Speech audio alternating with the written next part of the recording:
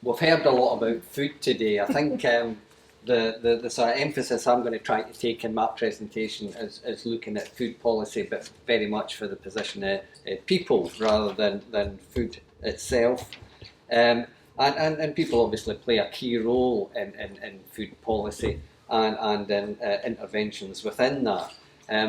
Way back in the 70s, and the first person that says they weren't born then will be asked to leave the room immediately. But back in the 70s, I was actually here at Edinburgh University. I almost said studying there, but I meant to be studying economic history and politics, and I stayed on to do a postgraduate in community development, which will become obvious for the rest of this presentation.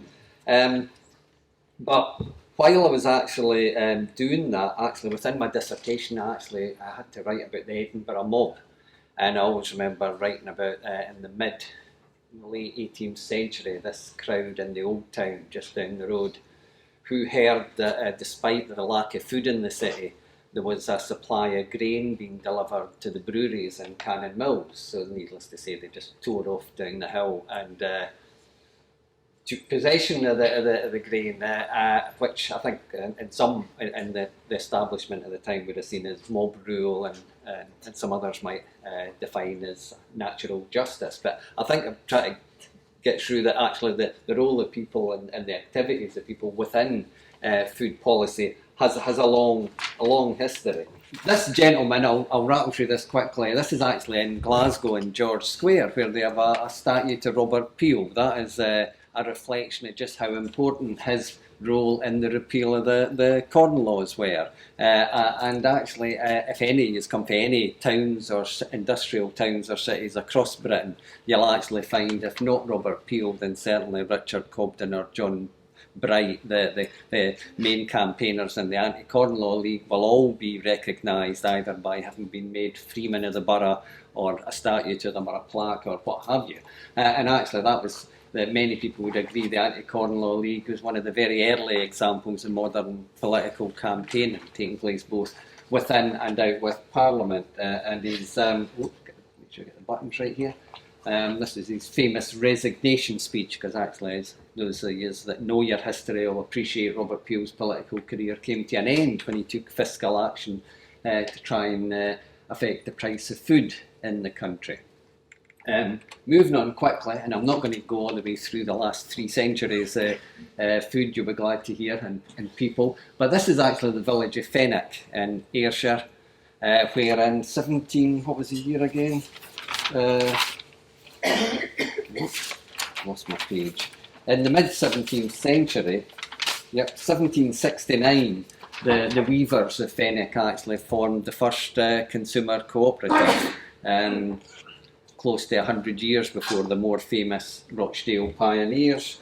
By 1812, there was a consumer cooperative set up in Lennoxtown as well, in East Dunbartonshire. So there's a strong tradition of being involved in food policy in different ways, obviously, whether that's fiscally or in terms of the cooperative movement setting up an alternative to capitalism. Jumping forward several centuries to a document you've seen earlier on Wendy's, I think it was Wendy's slide that had the Scottish Diet Action Plan. I do think that there is a crucial element to that policy, and for me anyway, from my perspective, and that is that it clearly stated that local community initiatives must continue to be taken building on the experience gained and tapping into the community energy and expertise, etc. I think that the emphasis of that is actually, it's talking about community expertise. It's not talking about communities as extra pairs of hands to deliver a policy designed by government. Is talking about actually using the expertise that exists within communities, and that's very much the substance of what I'd like to present in my 20 minutes in terms of policy and the role of people within it. It did actually have other very significant aspects that I could only touch on, one being that document in 1996 actually specifically pointed out that low-income communities, and it was specifically low-income communities because the word poverty was banned from public documents at the time, but low-income communities had real practical barriers to accessing a healthy diet, and that seems a bit like stating the blindingly obvious these days, but actually was a major breakthrough in 1996 to get away from the more pathological sort of victim-blaming approach to actually recognising that a lot of the barriers were real and not in people's heads. And people have been mentioning sort of more institutional, constitutional matters. It is actually also worth pointing out that that strategy actually came out from a Scottish office that had basically no political mandate whatsoever, and actually came out under the last majority Conservative government, and actually came out driven by the representative for taking health forward in Scotland was actually a Lord. Times might have changed, but actually I think there is an interesting point in that despite all of those negative points, I think a pretty substantial and decent hash was made of, of a strategy. So I think that's a slight aside, but I think it's worth pointing out. The other thing to say that despite the fact that this document did highlight the importance of local communities and tapping into that expertise, I do have to say that the very first action they took following its publication was to produce a pamphlet that went through every single door in the country. I think the best thing to say is old habits die hard. But I do think there's an awful lot to still go back and think about with the Diet Action Plan. But coming through rapidly to our current national food and drink policy, I think it is significant that did recognise when it first came out that Scotland has both a remarkable legacy as well as an admirable current resource in its social enterprises, community and voluntary sector. And that remains, that's still reflected in our national food and drink policy. It's reflected in our maternal and infant nutrition strategy that hasn't really been touched on much today. It could be mentioned a bit more in the obesity route map, but maybe Peter will refer to that later. And I do think there is a recognition throughout government strategies of the role of communities, and I do think that's something we need to constantly champion. And I'm hopeful it'll be very well reflected in the planned establishment of a food commission and a network of local food champions, which is what we've been promised by the current policy. So I think that the challenge is really to retain and build on this community involvement in a time of austerity. I think, as we've heard, there's pressure on individuals, there's pressures on community projects, there's pressures on the funders, and there's pressure on government. And I think a particular challenge, and it has been a bit the elephant in the room today that everybody has made some reference to, is the challenge of emergency food aid. I was speaking at a conference down in Pilton in North Edinburgh before Christmas, and there was a volunteer there running a workshop from the local food bank who said, I feel like I have people sitting on each shoulder, one telling me we'll have to keep running the food bank because people are starving, and one on the other shoulder telling me that the more we do, the less the state will do.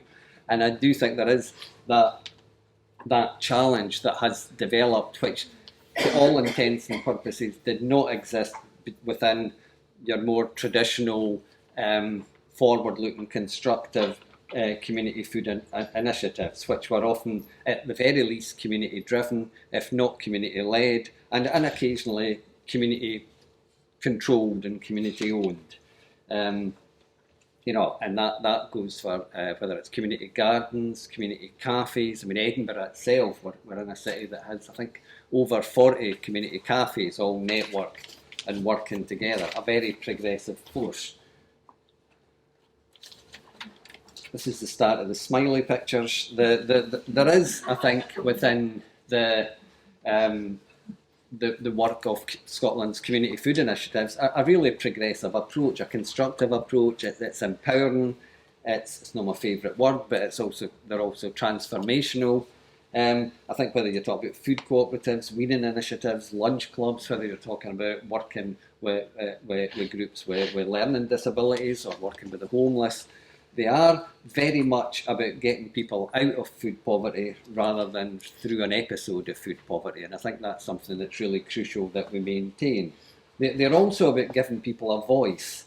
And I would argue, as important as a lot of changes may be, what's just as important is ensuring that we actually engage those for whom it will mean the most in a conversation around these changes. So, for example, you will hear people wanting to influence the number of fast food outlets in a community. I would argue what's very important is that we make sure that community is discussing why it has so many fast food outlets and what influence it could have on licensing and planning. I'm actually, maybe I'm a bit of a Stalinist, but I'm quite keen on mass medication. But I think what's equally important is a mass conversation and mass engagement to actually see whether or not we want fortification of food through folic acid in our flour or fluoride in the water supply. I think, just added this bit after this morning, but I think that the question that was raised about going to the people in Kirkcaldy who actually, to pick up on Pete's point, about gender, will be predominantly women who have lost their jobs in the local Tesco's. I think it's a very good idea to go and have a conversation with them. I would suggest you don't go there and suggest to them that it's a great opportunity, because you might come back with less limbs than you went. But I do think difficult conversations are required. There are tensions and contradictions. And I think only through inclusive conversations can these actually be addressed. And you certainly can't leave out of those conversations those for whom these changes could actually mean the most. Continuing with the smiley pictures, I'm not pretending it's scientific, but actually I think it's a great performance indicator of the sort of community involvement you want, is the fact that you will have, you will see people smiling in them. These are initiatives. There we go, even more smiles. These are initiatives that when anybody that's visited initiatives or worked with them will know that they are buzzing. These are your average older person's lunch club or community garden or cooking class are initiatives that people are actually proud to be part of and actually very keen to be there. And I think that's something we really need to continue. I don't want to sound like I'm just getting at food banks, because I do not only believe, but I know from talking to people, but many of those engaged in emergency food aid are very aware of this and are making every effort to address it through linking with other initiatives such as advice services and working with longer established community food initiatives. That's the smiley facing ones. I'm not trying to just criticise or kick people when they're down, people who are doing their best, but actually to apply what has recently been described as critical solidarity. I think people are trying their best in extremely difficult circumstances, but it is unfair to simply stand back and not actually analyse what is the result of the situation that we could be endorsing by doing or saying nothing. There's been some very interesting findings soon from Mary Ann, who's been working with the Poverty Alliance on government-funded research with emergency food aid suppliers. And I was hoping to also point out Flora Douglas, who was on her way down here from the Rowett, who's doing work commissioned by ourselves. But I'll just point to Ada instead, who from Glasgow University, who's working with her on that project. So I think it's about being constructive in the criticism and actually engaging communities themselves in what is the best way forward. When you do, you get analysis like we did. We got an artist at our annual networking event. You get people talking about analysing wealth, analysing inequalities. They are looking at the importance of preventative strategies and the importance of bottom-up approaches. There is absolutely no reason why these sort of agendas cannot be discussed openly. Recently there was a very, I'm almost finished now, there was recently a very interesting response, I think, to the Feed in Britain report. That was the Bishop of Truro and Frank Field's report from Westminster. And a fascinating response from Liz Dowler. If you get a chance to read the whole thing, which is on our website, I would encourage you to do so. Well, she touched on understandably, the whole role of food waste as a solution to poverty. The point I was particularly keen was that she said, sadly, the report makes little mention of the growing network of grassroots and community initiatives around food, which encompass growing, sharing, cooking, local enterprise and community-owned retail. These activities, some quite long-standing, have changed many people's lives and demonstrably empowered households to find better ways of eating and develop strategies of resilience to times of deep stress. And I do think that's a key point that we need to keep making. We have a danger, actually, as Graham Ritchie's pointed out when he was speaking at a seminar we organised in the Gorbals, I think about 24 hours before I think they'd spoken at another conference at Nourish before he went down to London for yet another speech. I think he did. We worked him very hard when he came over from Canada, but he was pushing that we've got to change the conversation from food charity to the right to food. And equally, I think we've got to be every bit as aware that we don't allow the community activity that's been so valuable to our country and our attempts to improve food policy over the years to drift from the right to food back to food charity. I've tried to hammer through that. But what I would just like to stress is if any of you are unfamiliar with community food initiatives, and I know a number of you are far from that, you are very aware of them. Certainly we have a website, we have produced an e-bulletin, a newsletter, whatever. The two bits at the bottom apparently are Facebook and Twitter, but as you would imagine, I have not a clue. You'll never find me on either of these, but I do have colleagues that know what they mean.